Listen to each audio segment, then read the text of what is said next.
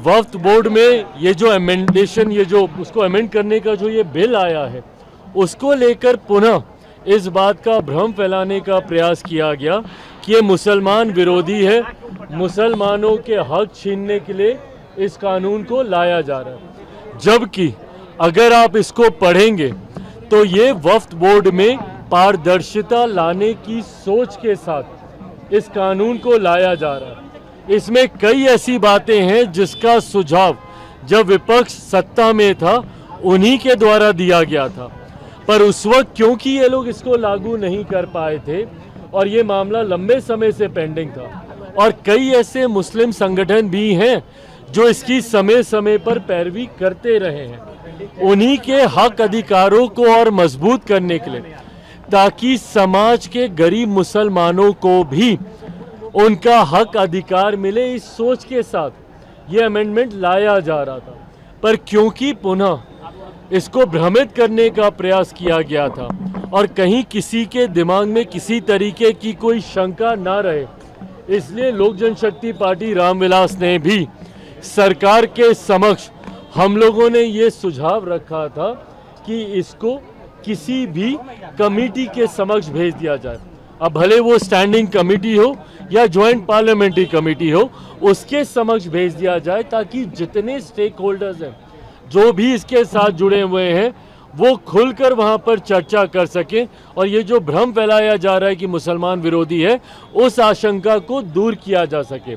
वक्फ board में ये जो अमेंडेशन ये जो उसको अमेंड करने का जो ये बिल आया है उसको लेकर पुनः इस बात का भ्रम फैलाने का प्रयास किया गया कि ये मुसलमान विरोधी है, मुसलमानों के हक छीनने के लिए इस कानून को लाया जा रहा है। जबकि अगर आप इसको पढ़ेंगे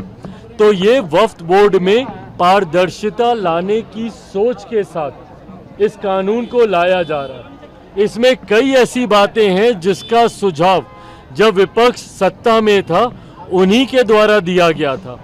पर उस वक्त क्योंकि ये लोग इसको लागू नहीं कर पाए थे और ये मामला लंबे समय से पेंडिंग था और कई ऐसे मुस्लिम संगठन भी हैं जो इसकी समय समय पर पैरवी करते रहे हैं, उन्हीं के हक अधिकारों को और मजबूत करने के लिए, ताकि समाज के गरीब मुसलमानों को भी उनका हक अधिकार मिले, इस सोच के साथ ये अमेंडमेंट लाया जा रहा था। पर क्योंकि पुनः